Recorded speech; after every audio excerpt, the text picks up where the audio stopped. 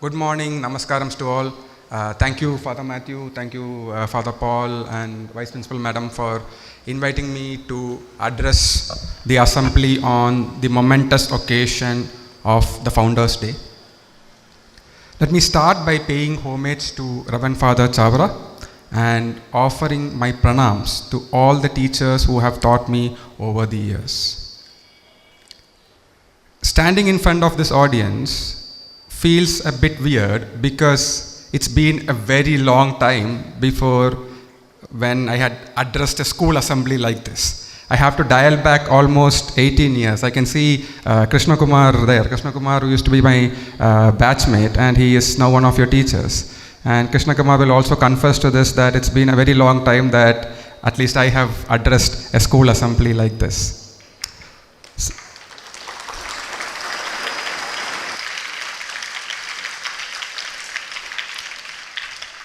And so when Father Matthew told me that I'm going to address students from right first standard all the way to class 11, I was like, I probably will connect to the 10th and 11th standard students, but I don't know what the students who are sitting just in front of me are going to really take away from me. So I've carried with me like a note so that I stay to the points and stay to time. When I was preparing the speech for today, I was thinking, when did I actually last speak at an assembly? And I remember that it was probably for the 2008 annual day. Father, you might remember this. For the annual day at Christ Nagar, Thiruvallam, which is where I studied. And I was the best outgoing student for that year. And my last address was on that day. So I was just remembering that when I was preparing for the speech. Christ Nagar has been a very integral part of my life. So I joined Christ Nagar Thiruvallam when I was in the 4th standard and then studied in Christ Nagar all the way till the 12th standard. So essentially almost my entire mainstream education has been through the Christ Nagar's foundation. And when I initially joined the Thiruvallam campus, it was not a full-fledged campus. So I have very vivid memories of coming to this Kaudiyar campus for things like sports fest, science fair, and what is now the information center outside. It used to be like a bank counter then.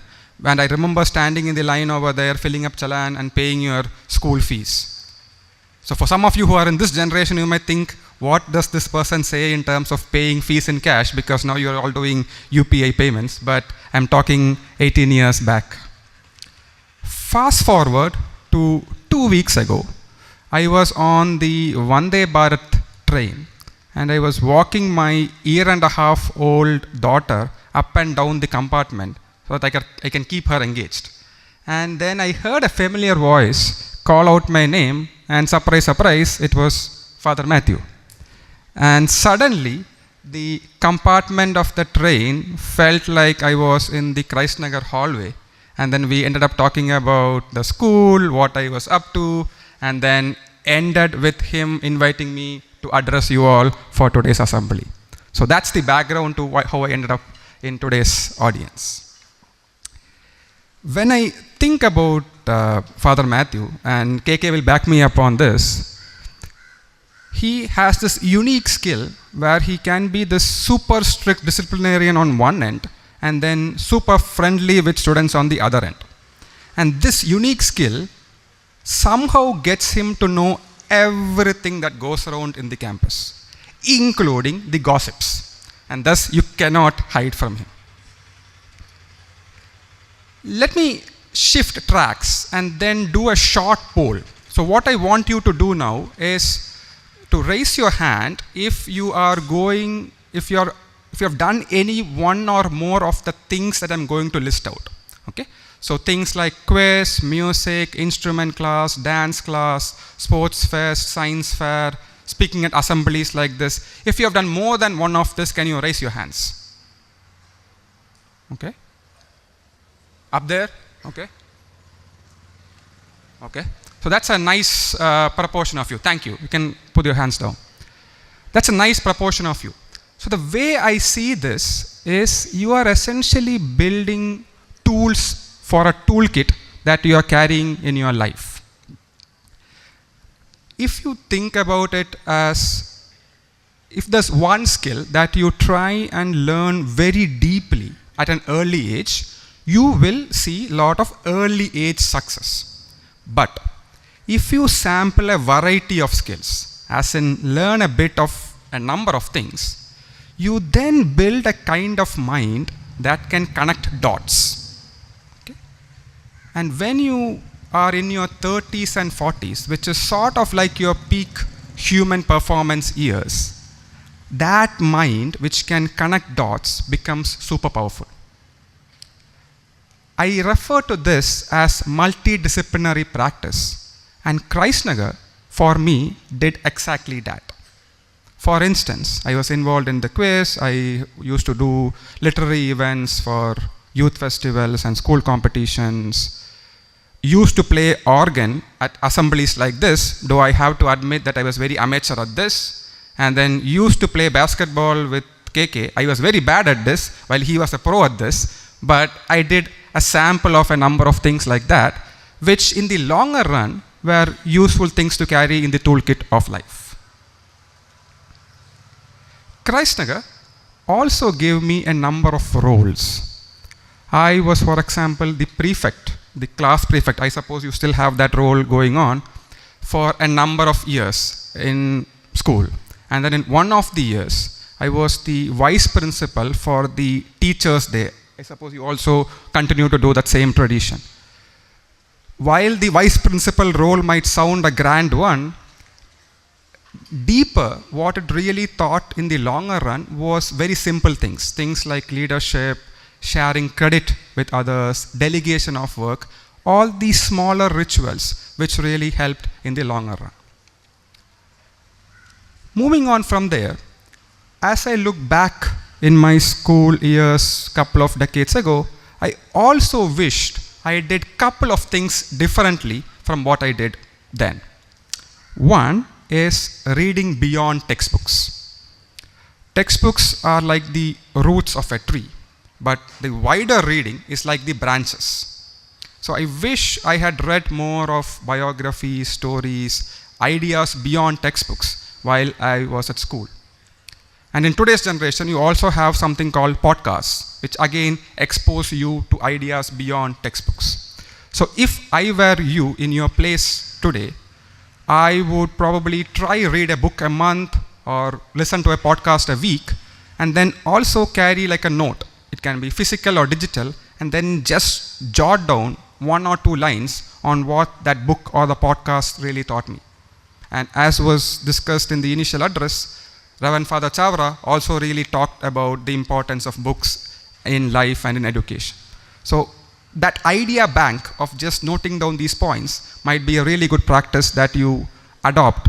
We are at the start of a new year, so if you have still New Year resolutions yet to be taken, this might well be a resolution that you might want to take. Second thing, which I wished I did differently, is really build my language muscles beyond English. So the school gave me a very, very strong English foundation. And the fact that I can do this talk with the kind of confidence that I can do is entirely because of what I was given in terms of the English foundation. But I wish I had also built my language muscles beyond English in regional languages, let's say in Malayalam and in Hindi. I can converse well in both, but if you put me on a stage like this and ask me to talk in Malayalam, I would stutter.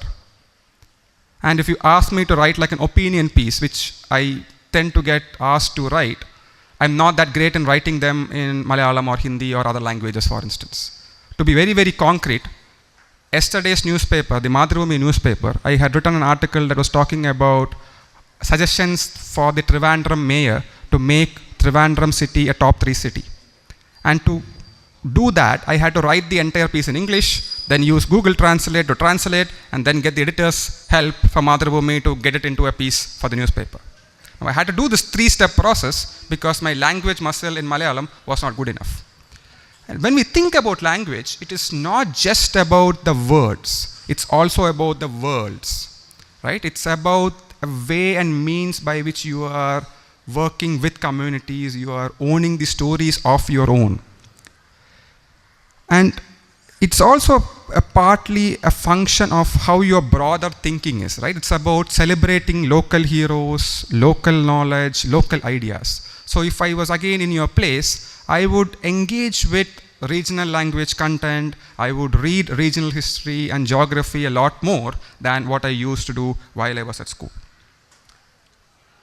I would leave you with a line from a book that I was reading recently.